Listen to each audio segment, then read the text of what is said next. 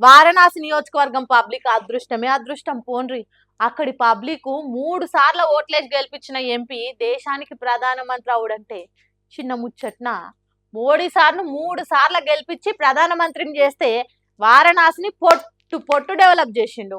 Railway స్టేషన్లు, bus స్టేషన్లు, ఎయిర్పోర్ట్లు ఎగ్దం తయారు చేసిండు. ఎక్కడ చూసినా చమక్ చమక్ అంటుంది. కొత్త టెక్నాలజీని వాడి సరికొత్తగా తయారు చేసిండు. ఆ డెవలప్మెంట్ ఏ తిరుగున్నదో చూస్తే మీరు కూడా నోరు తెరవాల్సిందే. చూసిర్రా ఎసొంటి టెక్నాలజీ వాడిర్రో. ఫ్యాన్ కట్ కొత్తితే పంక గిర్ర గిర్ర తిరిగి గాలి మాత్రమే రావాలి గాని వారణాసి రైల్వే స్టేషన్ లో మాత్రం గాలితో పాటు నీళ్లు కూడా వచ్చేటట్టు తీర్చిదిద్దిర్రు. గాలి మాత్రమే వస్తే చల్లగా ఉండదు కదా, ఫ్యాన్ తిరుగుకుంటా నీళ్లు కూడా చల్లితే హాయిగా ఉంటదని ఏర్పాటు చేసిర్రు. మంచిగున్నాయి వారణాసి రైల్వే స్టేషన్ లో ఏర్పాట్లు ఎగిరి గంతేసేరు. ఇది కొత్త టెక్నాలజీ కాదు, పాడు కాదు. కోట్ల కోట్లు ఖర్చు పెట్టి నాసిరకం పనులు చేసినందుకు వచ్చిన మొదటి వానకే జలపాతం తిరగగారుతున్న కొత్త రైల్వే స్టేషన్. ఇంత మంచిగా స్మార్ట్ రైల్వే స్టేషన్ కట్టిరానంటే మంచిగా తారీఫ్ చేయవలసింది డబుల్ ఇంజన్ సర్కార్ను. ఇంకా అది కూడా మోడీ సార్ సొంత నియోజకవర్గము 3 సార్లు ఆడికేలే గెలిచిండు కాబట్టి డబల్ ఇంజన్ సర్కార్ను డబల్ తారీఫ్ చేయవలసిందే. కాటికి చేరేలోపు కాశీకి పోయి రావాలనుకునేటోళ్లకు ఇగో ఇంత మంచి ఏర్పాట్లు చేసిరు చూడరిగా. వారణాసి 8వ ప్లాట్ఫామ్ మీద ఉన్న పబ్లిక్ సంచులు సామాన్లు మొత్తం తడిసి మోపడైనాయట. ఇందిరాయి గోసా అని మస్తు తిప్పలు పడరట. ఇక కొంతమంది సెల్ ఫోన్ లో వీడియోలు తీసుకుంటే మోడీ సార్ గొప్పతనం చూడరని సోషల్ మీడియాలో పెట్టిరు. ఇక ఈ వీడియో చూసిన వాళ్ళు ఉండి డబల్ ఇంజన్ సర్కారా మజాకా, 100 ఏళ్లైనా చెరిగిపోకుండా చరిత్ర నిలిచిపోయే కట్టడాలు కట్టిర్రు. బేగంపేట రైల్వే స్టేషన్ బేసాన అయ్యేటట్టు కట్టిర్రు. మొన్న ఢిల్లీకి వెళ్ళి డెహ్రాడూన్ కు వరకు వేసిన ఎగ్దమ్ నేషనల్ హైవే పెద్ద పెద్ద పొక్కలు పడ్డది. మోలాలి స్టేషన్ ఎంత మంచి గట్టిరో కండ్లారా చూసినాము. మోడీ సార్ ప్రధానమంత్రి అయినప్పటికీ వెళ్ళి కడుతున్న ఉప్పల్ ఫ్లైఓవర్ ముంగటి సాగుతలేదు, వెనకడుగేస్తలేదు. మోడీ సార్ సొంత రాష్ట్రం గుజరాత్ లా రోడ్లు ఎండాకాలం రాగడి భూములు ఎర్రబట్టినట్టు పడుతున్నాయి. డబల్ ఇంజన్ సర్కార్ అంటే ఇంత మంచిగా సాగుతుంది అన్నట్టు అని కాషాయం పార్టీ మీద కామెంట్లు రాసుకుంటా కంట్ల కారం పోసినంత పని చేస్తున్నారు. ఈ సక్కదానాన్ని నా వచ్చేది నువ్వు వికసిత్ భారత్ అనేది, జనం సొమ్మును ఇట్లా నీలపాలు చేసురైన అమృతకాల్ అనేది అని కామెంట్లనే కత్తులను మెత్తగా నూడుతున్నారు నెటిజన్లు. 10 మందిలా మన పతార మనమే పల్సగా చేసుకునేటట్టు మాట్లాడితే మంచిగా ఉంటుందా చెప్పుండ్రి.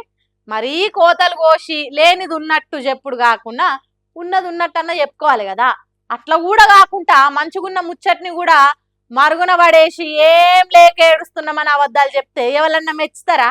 హాగో కొత్తగా వచ్చిన వరల్డ్ బ్యాంక్ రిపోర్ట్ చూసి సీఎం రేవంత్ సార్ మీద అచ్చింతలేస్తురట. అందుకే మాట్లాడితే పైసలు లేవు, అప్పుల మునిగిపోయినము, ఆర్థికంగా ఆగమైపోయినము, నన్ను కోసిన రూపాయి పుట్టే పరిస్థితి లేదు, తెలంగాణ బాకీలతోని బతికేదే కష్టం ఉన్నది అనుకుంటా CM Revanth Reddy sir serious గా చెప్తుంటాడు కదా. కావాలంటే మరిచిపోయినట్టు అనిపిస్తే మళ్ళోసారి నూరి రాష్ట్రం మొత్తం ఆర్థికంగా దెబ్బతిన్నాము. ఒక కుటుంబం విచ్ఛిన్నమైపోయి చిన్నాభిన్నమైపోయి ఆర్థికంగా పూర్తిగా దివాలా తీస్తే ఎట్లుంటుందో తెలంగాణ రాష్ట్ర ప్రభుత్వం యొక్క ఆర్థిక వ్యవస్థ అట్లనే ఉంది.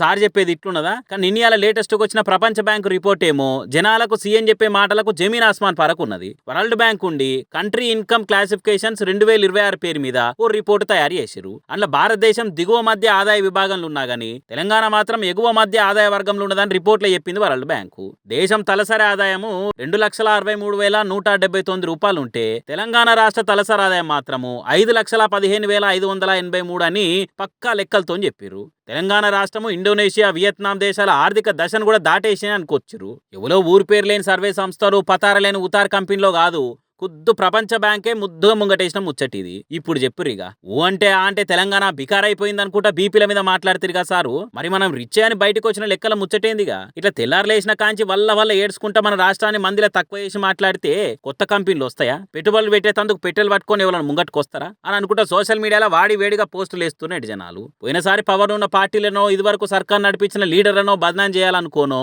లేకుంటే వాళ్ళకి పాలన చేత కాలేదు, పనితనం తక్కువ, ప్రచారాలు ఎక్కువ అని చెప్పాలనుకోని ఇంతసేపు ఇప్పుడు రాష్ట్రం దివాలా తీసినట్టు అయిందని చెప్తే ఎవరన్నా మెచ్చే ముచ్చటేనా ఇది? పార్టీలు, పాలిటిక్స్, పంచాదులు ఉంటే వేరే రకంగా చూసుకోవాలి గాని మరీ రాష్ట్రమే రందులాలు ఉన్నది, కుప్పల కొద్ది అప్పులతో కుప్పగూలిపోయేటట్టుందని మాట్లాడితే జనాలు జాలి చూపిస్తారా? రాష్ట్రం రప్పున దానంతలది ముంగటి పోతుందా? కాదు కదా. ఇప్పటికే అధికారంలో ఉన్న పార్టీ వాళ్ళు అడగోలుగా పూటకిని నెంబర్లు పెంచుకుంటా పుకార్లు లేపుతున్నారు.